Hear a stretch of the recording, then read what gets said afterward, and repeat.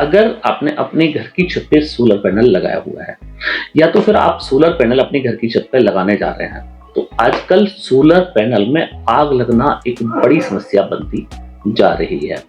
अगर पिछले 3 महीनों की बात करें तो 3 महीनों के अंदर कई 100 से ज्यादा प्लांटों में सोलर पैनलों में आग लगने की खबरें आ चुकी हैं और ये खबरें वर्ल्ड वाइड आई हैं। तो सोलर पैनल चूंकि सबसे ज्यादा इन्वेस्टमेंट का पार्ट होता है एक सोलर सिस्टम में, और उसमें आग लगने पे कंपनियां भी कोई वारंटी गारंटी नहीं देती है। तो फ्रेंड्स, ये इंफॉर्मेशन कोई आपको नहीं देने वाला है आखिर सोलर पैनलों में आग क्यों लगती है। तो आज इस वीडियो में मैं आपको बताने वाला हूं कि आखिर सोलर पैनलों में आग क्यों लग रही है,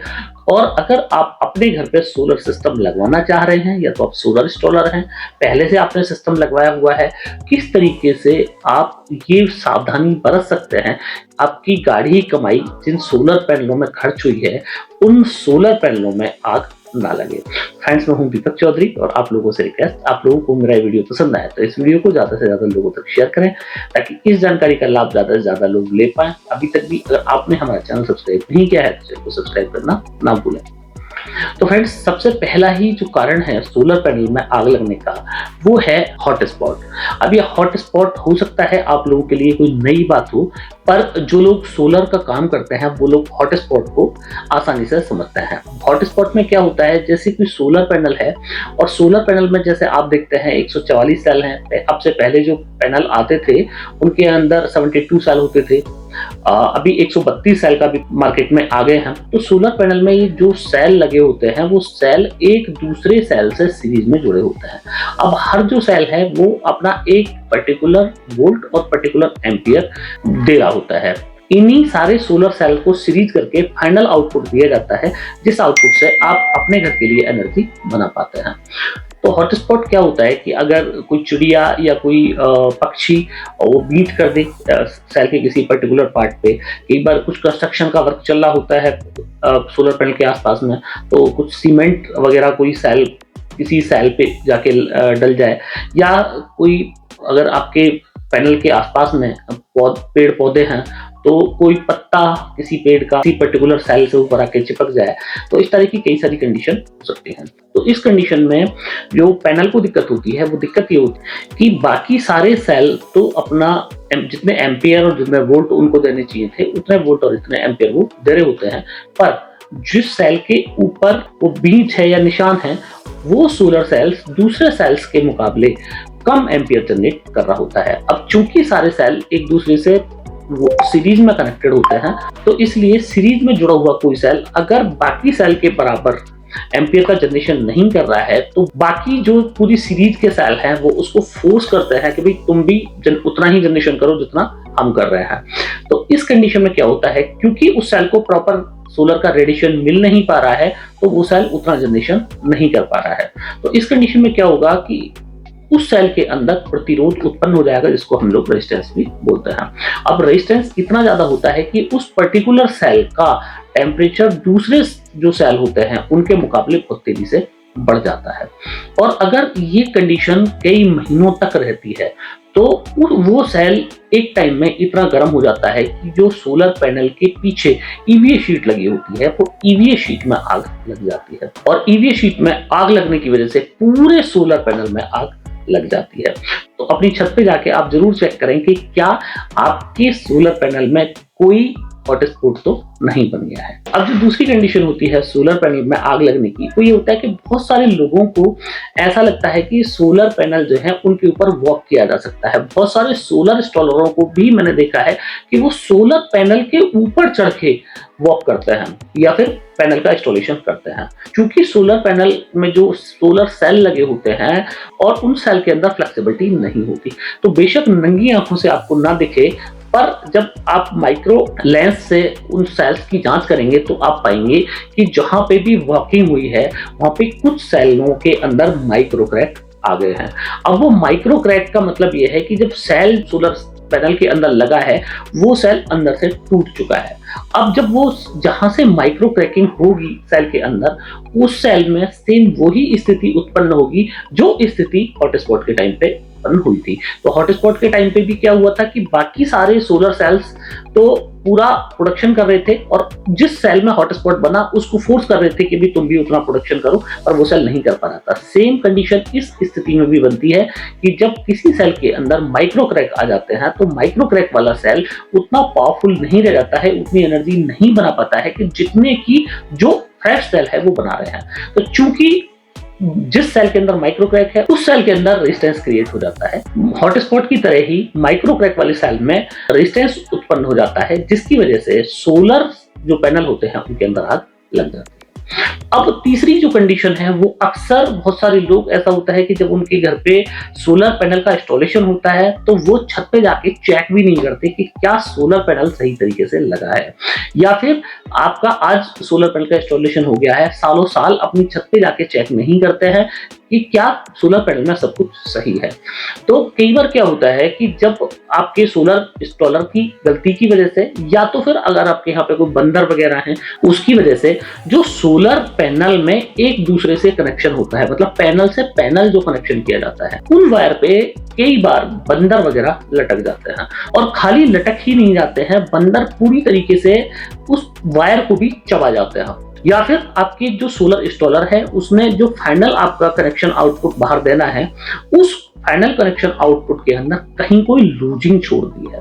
तो उस लूजिंग में क्या होता है कि जब आपका जो प्लांट है, माना 3 किलोवाट या 5 किलोवाट का प्लांट है और आपने इन्वर्टर एमपीपीटी का लगाया हुआ है, तो एमपीपीटी का एडवांटेज ही आपको तब मिलता है कि जब आप मैक्सिमम वोल्ट पैनल से बना लेते हैं। तो उस कंडीशन में क्या होता है कि जब आप मैक्सिमम वोल्ट बना रहे हैं अपने पैनल से, माना एक पैनल आपका 50 वोल्ट जनरेट कर रहा है और आपने 8 पैनल लगाए तो 400 वोल्ट आपने पैनल से बना दी। अब 400 वोल्ट आपके जो डीसी वायर है उसके अंदर फ्लो हो रहे हैं और वहां पे लूजिंग हो जाती है। तो कई बार आपने देखा होगा कि जब आप आपके घर पे जो एसी वाले सॉकेट होते हैं, उस सॉकेट में जो आप टॉप लगाते हैं, 3 पिन का या 2 पिन का टॉप लगाते हैं, और उसके अंदर कोई लूजिंग हो जाए तो चिंगारियां टाइप की उस सॉकेट से होने लगती हैं और वो सॉकेट आप पूरी तरीके से जल जाता है। सेम कंडीशन यहाँ पे होती है कि जब 400 वोल्ट या 250 वोल्ट डीसी साइड से वायर के अंदर फ्लो हो रहा है और उसके अंदर लूजिंग है, तो उस लूजिंग, वो जो लूजिंग है वो स्पार्क में बदल जाती है और वो स्पार्क धीरे धीरे सबसे पहले वायर में आग लगाता है, रबड़ होती है उसमें आग लगती है। और अगर ये लूजिंग सोलर पैनल के जस्ट पीछे है, या तो आपका सोलर पैनल वन साइडेड है या फिर 2 साइडेड है, मैटर नहीं करता है। अगर शीट लगी है, चाहे तो व्हाइट शीट लगी है सोलर पैनल के पीछे, चाहे वो ट्रांसपेरेंट शीट लगी है, तो ईवीए शीट होती है जो सोलर पैनल के पीछे लगती है और ईवीए शीट में आसानी से आग लग जाती है। तो जो स्पार्क है लूजिंग का, अगर वो पैनल की ईवीए शीट के पास में है तो वो ईवीए शीट धीरे धीरे आग पकड़ लेती है और पूरा का पूरा ये सोलर पैनल का सिस्टम स्वाहा कर सकती है। आप जरूर इस बात के लिए चेक करें कि क्या कहीं आपके जो सोलर पैनल के वायर्स आ रहे हैं उनके अंदर लूजिंग तो नहीं है। अब इसी कंडीशन में एक और कंडीशन बन जाती है, जैसे मैंने आपको बताया कि जो बंदर हैं, बंदर कई बार वायरों को पूरी तरीके से चबा डालते हैं। तो वहां से क्या होता है, जहां से वो वायर को चबा लेते हैं, तो जहां से बंदर उस वायर को चबाता है, उस वायर के ऊपर जो रबर लगी होती है वो रबर अलग हो जाती है वायर से, और जो आपके एक्चुअल कॉपर के वायर हैं वो उसमें दिखने लग जाते हैं। अब ये वायर अगर किसी दूसरे वायर से या आपके जो सोलर पैनल का स्ट्रक्चर है उस स्ट्रक्चर से टच हो जाए, तो इस कंडीशन में भी जो पैनल का वायर है, वायर के अंदर आग लग सकती है। और ये आग इतनी भयानक हो सकती है, अगर आपकी छत पे सोलर पैनल के साथ में वो प्लास्टिक की कोई चीज रखी है तो उसमें भी आग लग जाती है। ये कुछ कॉमन रीजन हैं जिनकी वजह से जो सोलर पैनल हैं, आजकल उन सोलर पैनलों में आग लगने की खबरें बहुत तेजी से आई हैं। और अब गर्मी का टाइम है, गर्मी के टाइम में सोलर जो प्लांट होते हैं उनके अंदर अगर कोई भी इस तरह की असावधानी बरती गई है, जैसे मैंने आपको बताया, तो इस कंडीशन में आग लगने की प्रबल संभावनाएं बन जाती है, क्योंकि ऑलरेडी टेम्परेचर इतना हाई हो जाता है इन दिनों में कि जरा सा भी कोई स्पार्क आग पैदा कर सकता है। तो अब अगर आपने सोलर सिस्टम अपने घर की छत पे लगवाया हुआ है और आप नहीं चाहते कि आपके जो सोलर सिस्टम है उसमें इस तरह का कोई हादसा हो, तो आप कुछ सावधानियां जरूर बरतें। तो वो सावधानियां मैं आपको वीडियो के एंड में बताऊंगा। नेक्स्ट जो है सोलर पैनल में आग लगने का रीजन वो ये है कि कई बार जो सोलर पैनल है वो ओवर करंट प्रोड्यूस कर देता है। अब ओवर करंट प्रोड्यूस करने पे क्या होता है कि माना एक सोलर पैनल की जो रेटिंग है कि वो मैक्सिमम 50 वोल्ट देगा और 10 एम्पियर देगा, ये मैक्सिमम रेटिंग है पैनल की, पर वो पैनल किसी वजह से ओवर करंट बना जाता है। तो ओवर करंट से क्या होगा कि आपका जो एमपीपीटी सिस्टम लगा है वो एमपीपीटी सिस्टम सपोज आपका है 250 वोल्ट का और आपने 5 पैनल को सीरीज करके अपने इन्वर्टर में लगाया हुआ है। तो इस कंडीशन में क्या है कि जब तक वो पैनल का वोल्टेज आपका 250 आ रहा है, 5 पैनल सीरीज में है तो, और एक पैनल का वोल्ट अगर 50 है तो 250 वोल्ट आ रहा है, तो इन्वर्टर की तो आपको दिक्कत नहीं है। पर अगर ओवर करंट हो जाता है तो माना पैनल ने एम्पियर ना बढ़ा के वोल्ट बढ़ा दिए, ये तब होता है कि जब सोलर पैनल के अंदर जो सेल्स लगे होते हैं वो सेल्स को प्रॉपर शॉर्टिंग ना करके और प्रॉपर टेस्टिंग ना करके पैनल में लगा दिया जाता है, या फिर कुछ डिग्रेडेड टाइप के सोलर सेल्स उस पैनल को बनाने में इस्तेमाल किए गए हैं। तो इस कंडीशन में क्या होगा कि सोलर पैनल को बना 50 वोल्ट पर 10 एम्पियर देना चाहिए था, तो वो क्या करेगा कि वोल्ट बढ़ा लेगा और एम्पियर अपने कम कर लेगा। मतलब वोल्ट उसने कर लिया 70 और एम्पियर रह गया उसका 1 या 2, तो एम्पियर से ज्यादा मैटर नहीं करता। पर अगर पैनल के अंदर वोल्ट बढ़ा 50 से ज्यादा हुआ और आपके माना 2 पैनल में हुआ, माना आपका मैक्सिमम जो इन्वर्टर है वो 250 वोल्ट ले सकता है, पर पैनल के अंदर आगे उस टाइम पे 280 वोल्ट या 290 वोल्ट, तो जो आपके इन्वर्टर का एमपीपीटी सेक्शन है वो जल जाएगा या फिर आपकी जो वायर है वायर जल जाएंगे। यहीं पे कुछ लोग पैसे बचाने की वजह से जो सोलर इंस्टॉलर होते हैं वो अंडर गेज का वायर भी इस्तेमाल करते हैं। तो अंडर गेज के वायर में भी जिस टाइम पे हाई करंट फ्लो होता है उसमें भी आग लगने की संभावनाएं बढ़ जाती हैं। तो अगर इन्वर्टर के एमपीपीटी में आग लगी तो वो आग सीधा आपके वायर को भी नुकसान पहुंचा सकती है और आपके वायर में भी आग लग सकती है। तो फ्रेंड्स, ये जो मैंने आपको सारी कंडीशन बताई, ये सारी कंडीशन ऐसी हैं कि जिन कंडीशन में आपके सोलर पैनल में बड़ा हार्म हो सकता है, बड़ा नुकसान हो सकता है। तो इसके लिए आपको अब ये सावधानी बरतनी है कि आपको दूसरे तीसरे महीने आपको अपने सोलर पैनल को क्लीन करना है। आपको देखना है कि कहीं सोलर पैनल के ऊपर कोई हॉटस्पॉट तो नहीं बना है। बाकी आज की डेट में कुछ पैनल ऐसे भी आ गए हैं जिन पे हॉटस्पॉट बनने की संभावना ना के बराबर होती है। उनका जो फ्रंट ग्लास है उस ग्लास के ऊपर इस तरह की कोटिंग की जाती है कि इस तरह की कोई चीज उसके ऊपर ना जमा हो। जैसे कि अभी HDT पैनल के अंदर इस तरह की ये फैसिलिटी दी गई है कि उस पर डस्ट या धूल बहुत ज्यादा लंबे टाइम तक नहीं टिक सकती है। तो या तो आप इस टेक्नोलॉजी का सोलर पैनल इस्तेमाल करें या तो फिर आप दूसरे तीसरे महीने अपने सोलर पैनल को क्लीन करें। इसके साथ ही दूसरी जो प्रिकॉशन है वो आपको ये ध्यान रखना है कि जब भी आपने अपनी छत पे सोलर पैनल लगवाया है तो जो इंस्टॉलर है, इंस्टॉलर की इंस्टॉलेशन कंप्लीट होने पर आप स्वयं जाके चेक करें कि क्या इंस्टॉलेशन पूरी तरीके से सही हुआ है या नहीं हुआ है। कहीं कोई वायर ऐसा तो नहीं है जिन पे प्रॉपर टेपिंग ना हुई हो, कहीं कोई वायर ऐसा तो नहीं है कि आपका जो पैनल का स्ट्रक्चर है वो स्ट्रक्चर से बिल्कुल टच हो रहा हो, या ऐसा तो नहीं है कि कहीं कोई वायरिंग जो है वो उसके अंदर लूजिंग रह गई हो। तो ये सारी चीजें आपको भी खुद जांचनी चाहिए, क्योंकि सोलर इंस्टॉलर तो आपको घर पे सोलर सिस्टम लगा के निकल जाएगा अपने पैसे लेके, पर उस सिस्टम को यूज आपको ही करना है। तो अगर सावधानी हटी दुर्घटना घटी। तो इसलिए आपको स्वयं अपने सोलर पैनल सिस्टम की जांच करनी चाहिए। तीसरा जो प्रिकॉशन आपको रखनी है वो ये है कि अगर आपके यहाँ पे बंदर वगैरह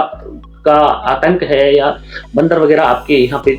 कि अगर आपके यहाँ पे बंदर वगैरह ज्यादा रहते हैं और आपके पैनलों को डैमेज कर सकते हैं, तो आप या तो फिर ग्लास टू ग्लास वाला पैनल इस्तेमाल करें, तो उसमें पैनल के टूटने की संभावनाएं भी कम हो जाती हैं। जो झटका मशीन है वो बड़े ट्रेंड में है, और झटका मशीन से क्या होता है कि बंदर डर के आपके पैनल तक नहीं पहुंच पाते हैं। तो आप प्रिवेंट करें अपने सोलर पैनलों को कि कोई भी अनवांटेड इस तरह के बंदर, लंगूर या जो भी इस तरह के जानवर होते हैं जो कि आपके पैनल को डैमेज या हार्म कर सकते हैं, तो इन सब से आपके पैनल को पूरी तरीके से प्रिवेंट होने की आवश्यकता है। तो उसके लिए आपको फेंसिंग करानी है, आप फेंसिंग करा सकते हैं। झटका मशीन लगवानी है, झटका मशीन लगवा सकते हैं, या फिर आपको कोई और तरीका आता हो सोलर पैनलों को बंदर से बचाने का, तो इस वीडियो में आप जरूर लिखिएगा। तो आपके अगर किसी अनुभव से हमारे किसी व्यूअर्स को फायदा हो जाए तो ये अच्छी बात होने वाली है। इसके साथ ही आपको ये भी ध्यान रखना चाहिए जो आपकी वायरिंग लगी है वो वायरिंग प्रॉपर है, अर्थिंग प्रॉपर है। एसीडीबी और डीसीडीबी का भी आप लोगों को ध्यान रखना है। आजकल मार्केट में सस्ते के चक्कर में चीजें इतनी ज्यादा सस्ती होती जा रही हैं, समझ ही नहीं रहा है लोग कहाँ पहुंचेंगे। चीजें सस्ती सस्ती सस्ती सस्ती, चीजें इतनी ज्यादा सस्ती लोग डिमांड करते जा रहे हैं, करते जा रहे हैं। अब कोई चीजें अगर सस्ती होंगी तो एक लिमिट तक तो सस्ती हो जाएंगी, उससे ज्यादा अगर आप सस्ती करने की कोशिश करेंगे तो डेफिनेटली क्वालिटी कंप्रोमाइज होता है। तो आजकल मार्केट में जो एसीडीबी या डीसीडीबी लोग बेच रहे हैं, तो मेरे सुनने में ये आया है कि बहुत सारी जो एसीडीबी और डीसीडीबी हैं वो अप टू द मार्क नहीं है। तो आप उन एसीडीबी और डीसीडीबी को भी जरूर टेस्ट करें कि क्या वो एसीडीबी अप टू द मार्क है, अप टू द रेटिंग है, या फिर फॉर्मेलिटी के लिए लगा दी गई है। तो फ्रेंड्स, मुझे पूरी उम्मीद है कि आप लोगों को मेरा वीडियो बहुत पसंद आया होगा। अगर ये वीडियो पसंद आया हो तो इस वीडियो को ज्यादा से ज्यादा लोगों तक शेयर करना मत भूलिएगा। अभी तक अगर आपने हमारा चैनल सब्सक्राइब नहीं किया है तो चैनल को सब्सक्राइब करना ना भूलें। मिलते हैं फ्रेंड्स अगली